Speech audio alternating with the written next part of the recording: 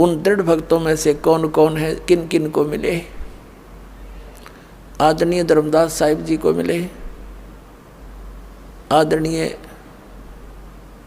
मुल्कदास साहिब जी को मिले, आदरणीय नानक साहिब जी सिख धर्म के प्रवर्तक, आदरणीय नानक देव साहिब जी से मिले, आदरणीय दादू साहिब जी से मिले, आदरणीय गरीबदास साहिब गांव छुडानी जिला जज्जर वाले को मिले, आदरणीय गीसा दास साहिब गांव खेखड़ा जिला मेरठ उत्तर प्रदेश वाले को मिले, और अनेकों को मिले हैं। इनका तो मूल प्रमाण हमारे सदग्रंथों में हमारे पास उपलब्ध है। वैसे कोड वर्डों में सांकेतिक बहुत वर्णन और भी मिलता है, जैसे आदरणीय नामदेव जी को भी मालिक मिले थे आके, क्योंकि हम बच्चे उसी के हैं, वही आकर उसी को दया आती है जो अच्छी आत्मा भक्ति की तरफ अग्रसर है, मिसगाइडेड है, उनको आकर मिलते हैं। कहीं भी आकर कोई भी लीला कर लेते हैं, उनको सतमार्ग बताकर फिर अंतर्ध्यान हो जाते हैं।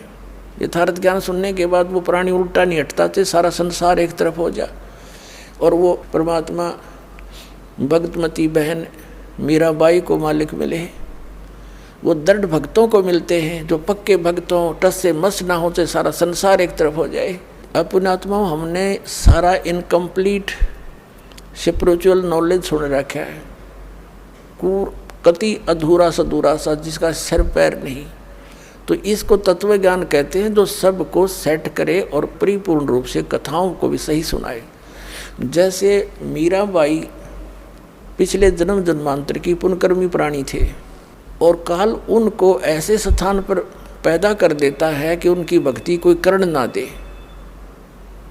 वो कैसे ठाकुरों के घर जन्म दे दिया, और राजस्थान के ठाकुर उस समय अपने आप को खुदा से नीचे नहीं मानते थे, अपनी बहन बेटियों को पर्दे में रखते थे, एक परंपरा थी उनकी।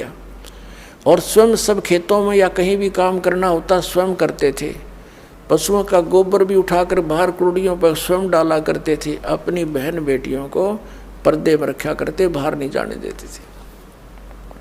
और कोई जाति थी तो उसको कलंकित माना जाता था, बहिष्कार करते थे, उसका बहुत विरोध करते थे, उसका बुरा हाल कर देते थे, यहाँ तक कि उसको मार भी देते थे। अब परमात्मा की आत्मा भगवान बन नहीं रह सकती, और पिछले संस्कार उसको टिकने नहीं देते, जिसके परिणाम स्वरूप वो आत्मा परमात्मा के लिए कहीं ना कहीं भटक रही होती है। काल ने जगह जगह एजेंट बैठा रखे अपने, कहीं देखोगे कोई पूजा पाड़निया, कितने कोई पत्रालियाँ बैठा ला तेरी भविष्य बता दूँ, आजा बैठ जा धर दे 20 रुपये। फिर ये नकली संत, ये पंथ बना रखे नेरे, ये सारे एजेंट काल ने छोड़ रखे मिसगाइड करने के लिए। एक दयालु दाता हमारा पिता विधाता है, कबीर भगवान वो स्वयं आता है।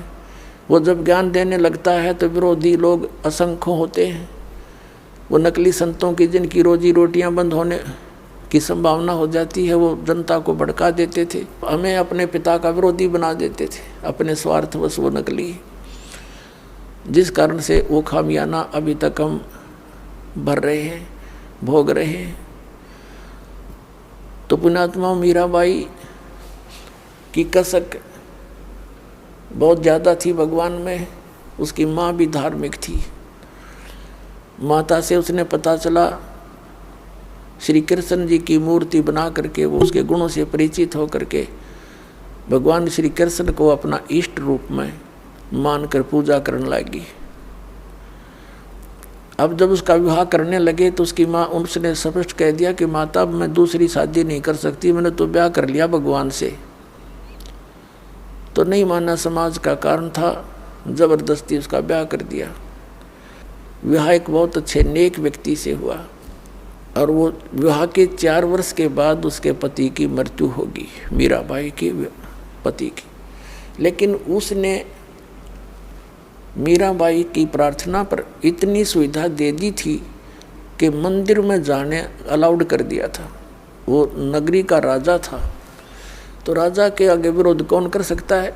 उसके साथ में 2-3 नौकरानियां बहनें चली जाती थी, तो जिससे तो दूसरे ठाकुर लोग भी नहीं बोल सके, भी अकेली नहीं जाती है, 4-5 जाते हैं इसके साथ। और फिर राजा के सामने प्रत्येक व्यक्ति कुछ नहीं बोल सकता।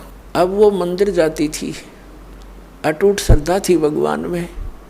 अब परमात्मा कहते हैं सौछल छिद्र मैं करूँ, अपने जन के काज, सौ छल छिद्र मैं करूं। अब क्या हुआ, दयालु है परमात्मा, सतगुरु आए दया करी, ऐसे दीन दयाल है ये हमारे परमात्मा। सतगुरु आते हैं ऐसे दीन दयाल हैं, अपनी आत्माओं को अपना रास्ता आप ही बताते हैं। एक दिन कुछ परमात्मा कबीर जी के शिष्य हो गए थे, रविदास जी और भी कई शिष्य हो गए थे, लेकिन रविदास जी उनके बहुत निकट रहते थे और वो चमार जाति से थे। आज से 600 वर्ष पहले ये छुआछूत चरम सीमा पर था और ये जो शेड्यूल कास्ट के जो व्यक्ति होते थे, अनुसूचित जाति यानी चमार हुए, जुलाहे हुए, इनसे अन्य विशेष कर श्रवण जाति बहुत इनको हे समझती थी, इनके निकट नहीं जाते थे। तो जिस रास्ते से मीराबाई जाती थी मंदिर में, उसी रास्ते में बीच में एक गरीब की झोपड़ी थी, आगे उसके साथ ही एक लंबा वैसे वन था, वृक्ष थे, खुला मैदान था। वहाँ परमात्मा कबीर जी और रविदास जी दोनों संत रूप में वहाँ सत्संग करने लग गए। अब मीराबाई जा रही थी मंदिर में और जब देखा जाते समय कि कोई साधु संत आए हैं, लोग इकट्ठे हो रहे हैं, वापस आई, घंटा 2 घंटा मंदिर में अपनी करके पूजा अर्चना, तो वापस देखा तो वहाँ सत्संग हो रहा था। मीराबाई और सखियों ने सबने मिलकर सोचा चलो 2 वचन सुनते हैं, भगवान की चर्चा हो रही है। वो बैठ गई जाके। परमात्मा तो आए इसीलिए थे, उस अपनी आत्मा को कहते हैं गोता मारूं स्वर्ग में जा बैठूं पाताल, कह कबीर ढूंढता फिर अपने हीरे मोती लाल। जैसे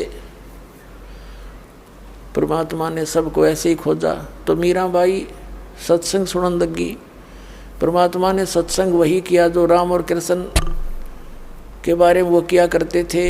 गुण तीनों की भक्ति में ये भूल पड़ो संसारे, कह कबीर निज नाम बिना कैसे उतरो पारे। 3 देव की जो करते भक्ति, इनकी कदे ना होवे मुक्ति। सारी कथा कहानी सुनाई भगवान ने, ब्रह्मा विष्णु महेश नासवान है, इनसे ऊपर कोई और परम शक्ति है, अपने को छुपा कर दाता बताया करते थे। मीराबाई को शौक लगा जैसे बिजली का झटका लगा करे, क्योंकि वो श्री कृष्ण की पुजारण थी, श्री विष्णु की पुजारण थी। पहली बार तो पुण्यात्माओं सबके साथ ऐसी घटना घटी। दास को भी ऐसा झटका लगा था, जब क्योंकि दास श्री कृष्ण और विष्णु का कट्टर पुजारी था, हनुमान जी के व्रत रखता था। श्याम जी हमारे दादा लाई वह गांव पूरी साजली पूजा वो भी करता था। तो पहली बार दास को भी बड़ा दुख हुआ था, लेकिन सहन करके फिर आगे जानने की चेष्टा की तो हृदय के पट खुल गए, स्पष्ट दिखाई देता है। पहले मोतियाबिंद था, हमारा ऑपरेशन हो गया, अब हृदय वाली आंखें काम करने लगेगी। अब मीराबाई को बड़ा दुख हुआ। सत्संग के बाद कहने लगी, महाराज जी आप क्या बात कह रहे हो, क्योंकि पुण्यात्मा कोई भी जो प्रसन्न भी करते हैं वो सभ्य तरीके से करते हैं। कहने लगी, महाराज जी हमने तो कभी ये बात सुनी नहीं, आप जो बता रहे हो। तब परमेश्वर ने कहा, बेटी जो नहीं सुनी वही सुनाने आया हूँ मैं। जो तुमने सुना है वो लोकवेद है, दंत कथाएँ हैं, ये रामकृष्ण की आप मृत्यु होती है। तो प्रश्न किया उस देवी ने कि भगवान आप कैसे कह रहे हो। भगवान श्री कृष्ण जी ने मोरध्वज राजा के पुत्र ताम्रध्वज को आरे से चिरवा कर जीवित कर दिया, आप कैसे कह रहे हो कि वो कुछ नहीं कर सकते। परमात्मा ने कहा, बेटा मैं ये नहीं कह रहा कुछ नहीं कर सकते, पर ये तुम्हें मुक्ति नहीं दे सकते। फिर इनकी सामर्थ्य देख लो। मोरध्वज राजा का लड़का तो श्री कृष्ण ने जाके जीवित कर दिया, क्योंकि उसके सांस शेष थे, उसकी आयु शेष थी, इतना ये कर सकते हैं। ये तो एक जादूगर कर देता है, छोटे मोटे साधु संत कर देते हैं। लेकिन श्री कृष्ण जी जब कहाँ गई थी, उनका वो सामर्थ्य, जब उनका सगा भांजा अभिमन्यु महाभारत के युद्ध में चक्रव्यूह में मारा गया था।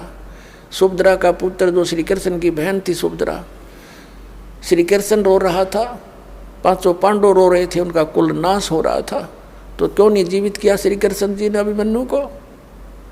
अब सुन होगी। फिर पूछा उसने, जी कारण क्या था। कि बेटी अभिमन्यु का प्रारब्ध इतना था, उसकी आयु शेष नहीं थी और ताम्रध्वज की आयु शेष थी। उसने जाके दिखा दिया ड्रामा। तो सेम गिवा एकदम, क्योंकि मालिक के जो ज्ञान है ये सटीक उदाहरण है। वह घर चली गई तो कहने लगी जी, फिर उसने कहा परमात्मा से, फिर दूसरा प्रश्न किया कि मुझे भगवान कृष्ण साक्षात दर्शन देते हैं, मैं उनसे बातें भी करती हूँ। परमात्मा ने कहा बेटी तू अपने कृष्ण जी तो पूछ लिए, ये देवता हैं, ये झूठ नहीं बोला करते, सच्ची बताओगे तेरे को। अब उसने तो रात में नींद आई नहीं, बहुत कसक होगी, तो उनको जैसा भी वो समय कभी प्रकट हुए, श्री कृष्ण जी से पूछा भगवान आप तो सतोगुण भगवान हैं, आप तो झूठ बोला ही नहीं करते, मैंने ऐसे ऐसे संतों का सत्संग सुना है, मेरे बात जची नहीं उनकी, क्या आपसे भी कोई ऊपर शक्ति है? तो श्री कृष्ण जी ने कहा मीरा वो शक्ति है, लेकिन वो हमने भी ना मिली, उसकी ट्राई करने की कोई यूज नहीं, हमने खूब सिर पटक लिया, उसका कोई अता पता नहीं लगता। अब वो उसको तो बड़ा झटका लगा कि वो संत कहते हैं हम उनको दिखा दें और उसका नाम दें, उसकी प्राप्ति करा दें। श्री कृष्ण जी ने इतना मान लिया कि वो है अवश्य। तो वह रात को